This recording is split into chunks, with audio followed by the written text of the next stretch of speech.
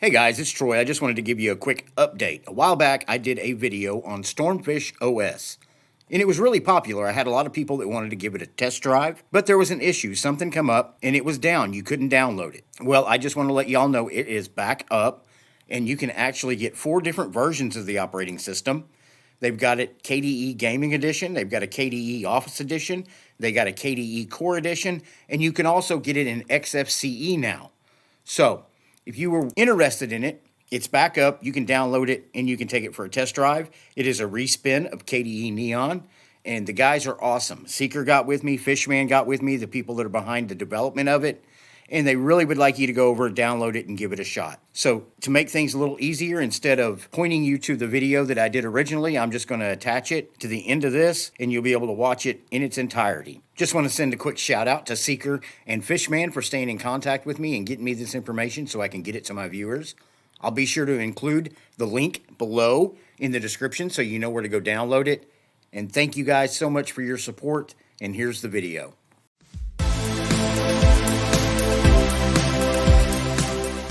Hey everybody, this is Troy with eBuzz Central. Today we're taking a look at Stormfish OS. This was actually submitted to me from a viewer of the channel. But before we get started, please don't forget to like, subscribe, or follow the channel. It doesn't cost anything, and if you end up not liking me, you can always unsubscribe. If you enjoy the channel and like the videos that we do, you can become a member to the channel right here on YouTube. You can buy us a cup of coffee, or better yet, become a patron to the channel over on Patreon. Those links will be in the description below. Now, like I said, this was submitted to me by a viewer. I'm going to go ahead and open this up. You can download it from sourceforge.net/projects/stormfishos. Now, he also sent me some notes on it. A lot of work has gone on under the hood to make it faster. And he's also added WSDD and activated and installed Samba shares and cups, HPLIP graphic user interface, and he's made a few other tweaks. He's installed what he felt the regular user would want, as well as maybe a college student. Now, you will see 2 scripts. Let me close out of this. You'll see 2 scripts right up here. wget-em, which is a front end for the wget downloader, and then calendars. It's a short-term calendar and timer reminder. And to install it, all you'd have to do is click on the little green alien head down here. Now, he did build it in Wolfland Builder, and he fixed it and set it up to make backup ISOs, so that leaves it intact. So if a person wants to make a respin of this, they can do it. So let's go ahead and take a look. Now, the first thing right off the bat, I really enjoy this background. I think it's beautiful. I'm going to go ahead and right-click and see what kind of choices we have on backgrounds. And I do like the fact that we've got 3 different backgrounds, and they're very different. Let's go ahead and apply that one. That's a good-looking background as well. Let's try this one. And that is a good-looking background as well. So I'm going to go ahead and apply that. Now, what I do like about it, don't get me wrong, I do like distributions that come with a lot of wallpapers out of the box, but sometimes some of them just have too many. I like the fact that you get 3 really nice wallpapers right here, and you pretty much have the control to download what you want and add it to the system yourself, which I think is a plus sometimes. So I'm going to go ahead and close out of that. Now, it is a KDE environment, so you have 1 panel on the bottom. Of course, you got show desktops, date and time, internet, most recent device on USB, volume. There's your HPLIP status service. It's up and running, so you need to use a printer or a scanner of some kind. You're good to go there. Display configuration, and then weather. I'm going to go ahead and click on weather. Let's right-click and configure it and change it because it's set up for Tampa. I'm going to go ahead and choose. I'm going to go NOAA and put in Dallas, Texas, and apply. So that's set up. Now you can right-click on the panel if you want to edit the panel. Let's go ahead and enter edit mode. I'm going to make it just a little bigger. I like the way it is out of the box, but with me doing the review, I want you all to be able to see it on your screen, so I'm going to leave it there. Go ahead and show you that you do have more options over here. You can do a panel alignment from left, center, or right. And then, of course, visibility is always visible. Auto hide, windows can cover, windows go below. And then your opacity. So we will close out of more options. And then if you wanted to add widgets, you could do that over here. I'm not going to really get into it. I've covered this quite a few times, so you're familiar with it. And if you want different widgets than what's listed here, all you got to do is go up here and get new widgets.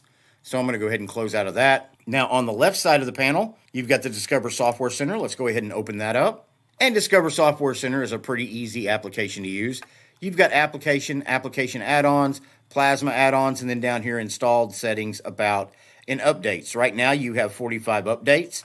Because we are in VirtualBox, I will not be running that. But you can come up here and you can see that you have a lot of popular software titles, Krita, Digicam, KTorrent. So you can pretty much find everything that you might want to install. And then of course you have a search bar up here. So I'm going to try search for something like OBS. Go ahead and hit enter.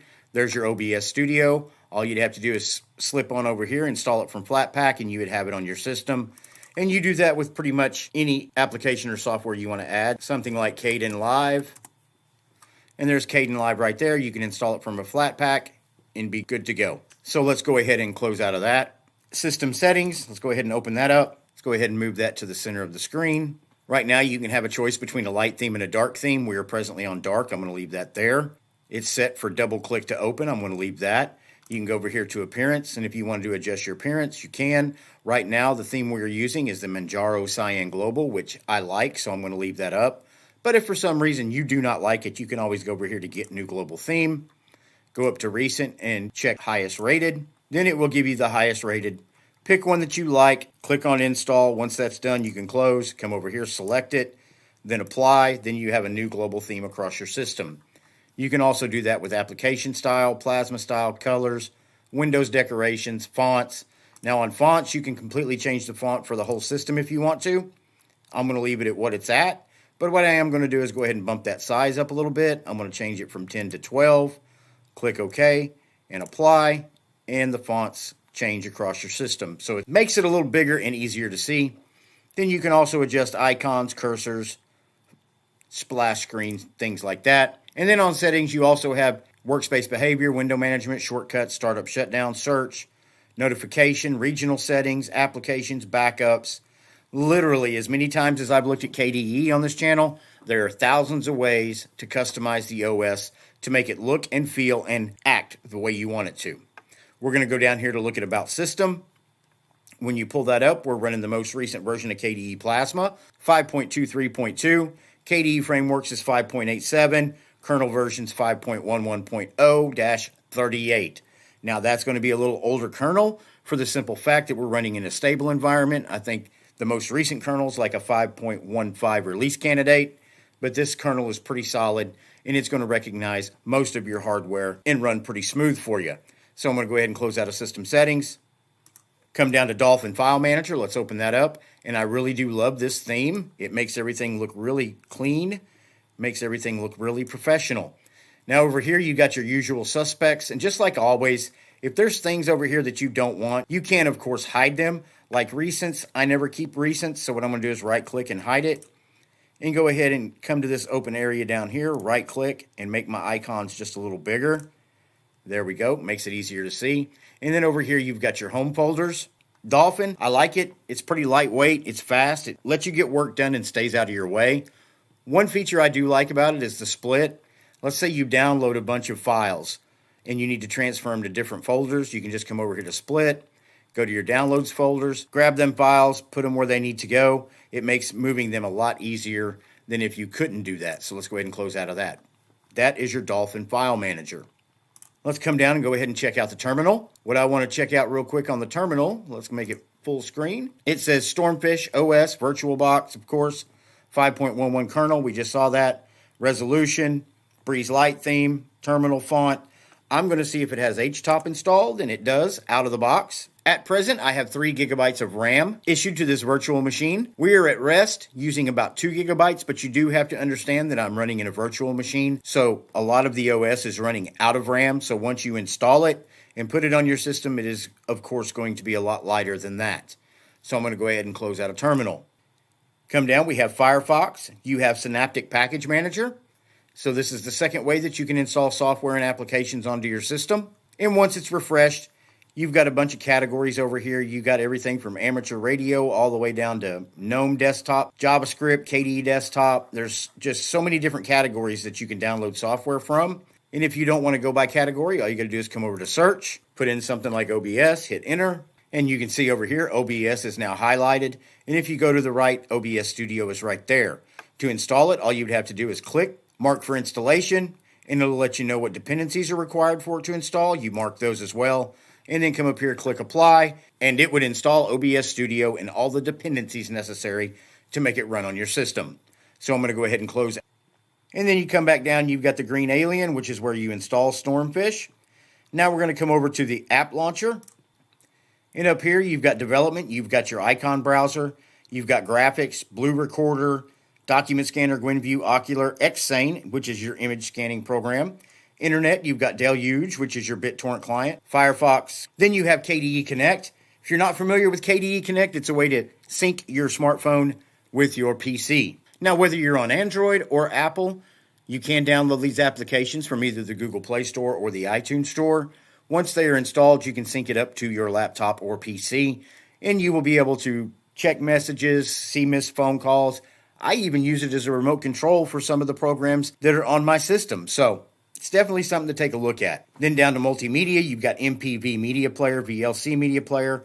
Office, you've got Ocular, PDF SAM, and then HP Fax Utility and HP Fax Address Book. Then you've got Settings, Wolfland Builder, we already spoke about that, Synaptic Package Manager.